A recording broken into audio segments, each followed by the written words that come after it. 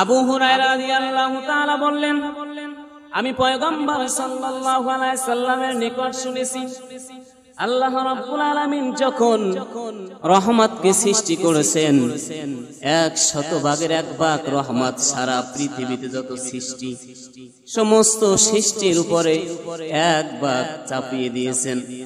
100 ভাগের 1 ভাগ রহমত সারা দুনিয়ার মধ্যে বিস্তার করতেছে, সমস্ত সৃষ্টির উপর বিস্তার করতেছে।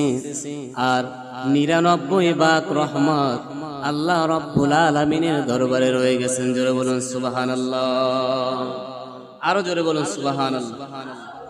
আবু হুরায়রা রাদিয়াল্লাহু তাআলা বললেন, আল্লাহর পয়গম্বর বললেন, কাফেররা যদি জানতে পারত আল্লাহ রাব্বুল আলামিনের রহমতের সংখ্যা পরিমাণ কত, তাহলে জান্নাত হইতে নৈরাশ হইত না, কলেমা পড়ে মুসলমান হয়ে যাইত, জান্নাতি হয়ে যাইত। অপরপেক্ষায় যদি কোনো মুসলমান মুমিন জানতে পারত যে জাহান্নামের যে শাস্তি রয়েছে তার পরিমাণ সংখ্যা কত, সমস্ত মুসলমান জাহান্নাম থেকে বাঁচতে চাইত। এখন আমাদের সমাজে যদি আমরা জাহান্নাম থেকে বাঁচতে চাইতাম, আজান দিলে মসজিদ ভরে যাইতো। কথা বলেন ঠিক কিনা? কথা বলেন না ঠিক কিনা? আমরা যদি জাহান্নাম থেকে বাঁচতে চাইতাম, আজানের সঙ্গে সঙ্গে 5 কাতার না হোক 3 কাতার হয়ে যেত, ঠিক কিনা? আমরা যদি জাহান্নাম থেকে বাঁচতে চাইতাম, তাহলে রমজান আসার সাথে সাথে রমজানুল মুবারক মাসকে সম্বর্ধনা জানাইতাম। আমরা যদি জাহান্নাম থেকে বাঁচতে চাইতাম, সুদ ঘুষ হারাম যেগুলো আছে সব বাদ দিয়ে হালাল পন্থায় উপার্জন করতাম।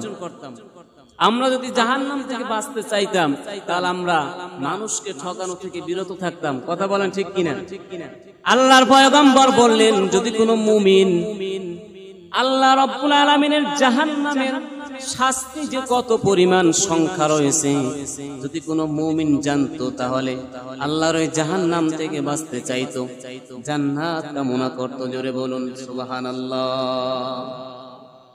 আল্লাহ রাব্বুল আলামিন বললেন, সকল অনুগ্রহ আমার হাতে। তুমি দুনিয়ার মধ্যে যত কিছু করো না কেন, যার কাছে হাত পাতো না কেন, কেউ তোমাকে অনুগ্রহ করতে পারবে না। তোমার যা কিছু প্রয়োজন আমার কাছে চাও।